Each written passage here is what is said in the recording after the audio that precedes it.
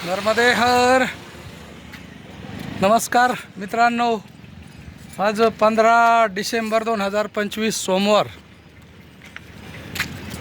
दुपारचे 3 वाजले आहेत. आता मी आलो आहे नसरपूर म्हणून या ठिकाणी. आता या ठिकाणी आपण बघू शकता, हा सरदार सरोवर प्रकल्पाचा वॉटर बॅग आहे. सरदार सरोवर प्रकल्पाचं पाणी अथांग असं पसरलेलं आहे. आपण बघू शकता हा फार मोठा ब्रिज, आणि ह्या ब्रिजवरून आता मी पुढे नसरपूर म्हणून एक तालुक्याचं गाव आहे त्या ठिकाणी जात आहे. आणि हा वॉटर बॅग नर्मदे हर नर्मदा सरोवर प्रकल्प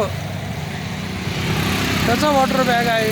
प्रकल्प इथून फार दूर आहे, परंतु इतक्या पाठीमागे सुद्धा हे पाणी इकडं आलेलं आहे. आणि इथं बडवानी वगैरे जाण्यासाठी, धार जाण्यासाठी इथं चौकडी आहे.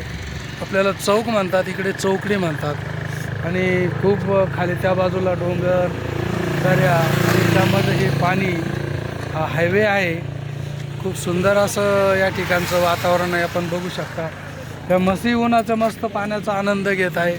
पाण्यामध्ये मस्त डुबताय, आंघोळ करताय, आणि खूप छान आहे वॉटर बॅग. बघू शकता समोर जे दिसतं ते नसरपूर म्हणून गाव आहे. आणि त्या ठिकाणी मी आता आश्रमावर जात आहे. आजची दिवसाचा पूर्ण प्रवास डही ते नसरपूर असा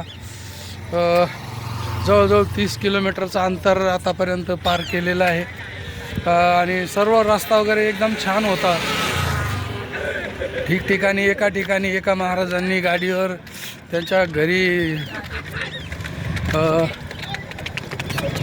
म्हशीचं ताक आणि प्रसाद, आज उपवास असल्या कारणाने फराळ आणलं, आणि मोठ्या प्रेमाने त्यांनी त्या ठिकाणी फराळ खाऊ घातलं. याकडचे लोक खरोखर खूप मस्त आहे, म्हणजे प्रेमळ पण आहे. आपण हे वॉटर बॅग बघू शकता. हे बघा, या वॉटर बॅगच्या मध्ये एक मंदिर या ठिकाणी बुडालेलं आहे. अगदी कळसापर्यंत थोडासा भागच त्या ठिकाणी उघडा आहे. हे सगळं डोंगर कुशीत वसलेला असं सुंदर भाग आहे. हा भाग या ठिकाणी या परिसरात जास्त मिरचीचे पीक आणि भेंडी तर अगदी 2-2, 3-3 एकर लावलेली भेंडी इकडे बघायला मिळते. आणि एका शेतकऱ्याने मला आता मी बघितलं तर ते कांदे लावत होते. आणि असं खूप म्हणजे पाण्याने परिपूर्ण असा हा भाग आहे. त्यामुळे खूप विकसित आहे. केळीच्या बागा, भेंडीचं जास्त या ठिकाणी उत्पन्न घेतलं जातं. आपण परत एकदा बघू शकता, हा सरदार प्रकल्पाचा वॉटर बॅग, म्हणजे मागे आलेलं हे सगळं पाणी आहे.